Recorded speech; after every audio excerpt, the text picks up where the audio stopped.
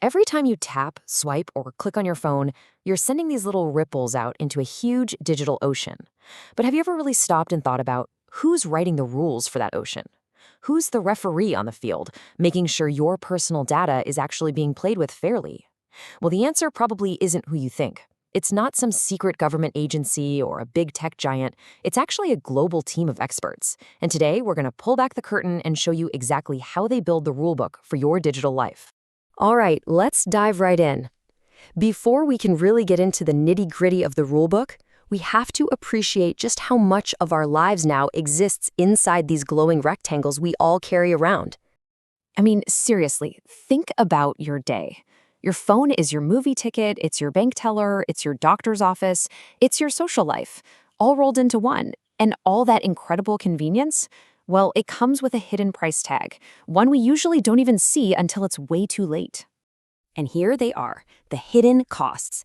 We're talking about your data getting vacuumed up, sold off to the highest bidder, and used in ways you never, ever agreed to.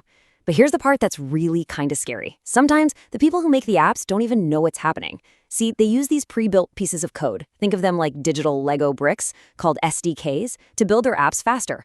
The problem is, some of those bricks have a secret backdoor that just funnels your data straight to who knows where. It's pretty much the digital Wild West out there, and it's about time for a new sheriff in town. So, who's it going to be? Who's going to clean up this town? Is it the governments with all their laws? The big tech companies with their endless terms of service? Well, the answer might surprise you. And here's our unlikely hero, ISO. Now, you've probably seen their logo on all sorts of products, but you might not realize that these are the quiet architects of our modern world. They're the ones writing the rulebooks that help keep our technology safe and, actually working together. You can kind of think of ISO as the Switzerland of technology. They're not a government, they're not a corporation, they're just this neutral meeting ground where experts from all over the planet can come together and agree on the best way to do things. They're the reason your credit card works no matter what country you're in, and yeah, they're the reason we're even talking about a rulebook for digital privacy. Okay, so how do these rules even get made? It's not some shadowy deal made in a smoky back room. It's actually a surprisingly open process, and it all starts with a single, really smart idea. Believe it or not, it all begins with a piece of paper. This thing, a new work item proposal, is basically the official way for an expert to raise their hand and say, hey, I think we can do this whole thing a lot better, and here's my idea how. And this is the big idea that got this whole ball rolling. Guidelines for privacy by design. It's such a simple concept, but it's totally revolutionary. The idea is, instead of trying to patch up privacy holes after a product is already built, why don't we build our digital houses with privacy as part of the actual foundation?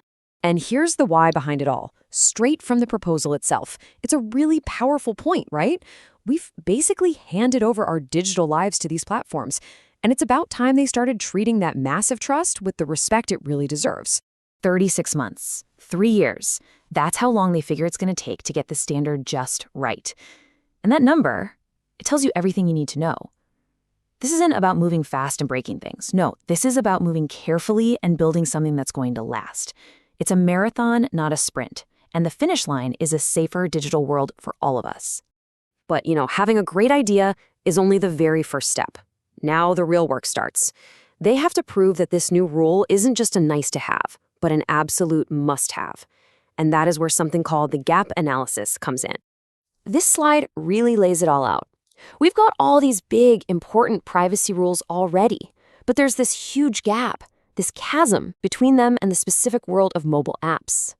It's like we're standing on one side with all our great principles, and our phones are way over on the other side, totally exposed. This new standard, it's the bridge they want to build to connect the two. And the beautiful part is, this isn't about tearing everything down and starting over from scratch. Not at all. It's about building on the good work that's already been done. This new standard is like the missing piece of the puzzle, the one that, when it clicks into place, will finally make the whole picture of our digital privacy complete. And get this isn't just about protecting your data from a snooping app. It's about building a better world, period. Because when you have a digital world you can actually trust, you unlock this huge new wave of innovation and economic growth and human potential. It's this amazing ripple effect that starts with just a single idea for a new rule and could end with a more just and prosperous world for everybody.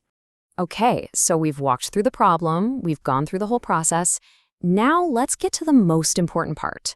What does any of this actually mean for you? This is one of those rare situations where it's a win-win-win. For you and me, the consumers, we get the peace of mind knowing our data is being protected by design. For the companies we use every day, they get a clear roadmap on how to build products we can trust. And for all the brilliant minds in academia, they get a whole new set of challenges to solve, pushing them to invent the next generation of privacy-protecting tech. Everybody wins. And look, this is not some abstract theoretical thing. This is about the real world. This is about the food you ordered last night, the workout you tracked this morning with your watch, and the coffee you're going to buy this afternoon. This standard is designed to be the invisible shield that protects you in all of your daily digital adventures. Our digital world is never going to stop changing. It's going to get more complex, more integrated into our lives, but the need for trust, for safety, and for respect for our privacy, that stuff is timeless. The real question isn't if things will change, but who's going to have the foresight and the courage to step up and write the next chapter in the rulebook for our shared digital future.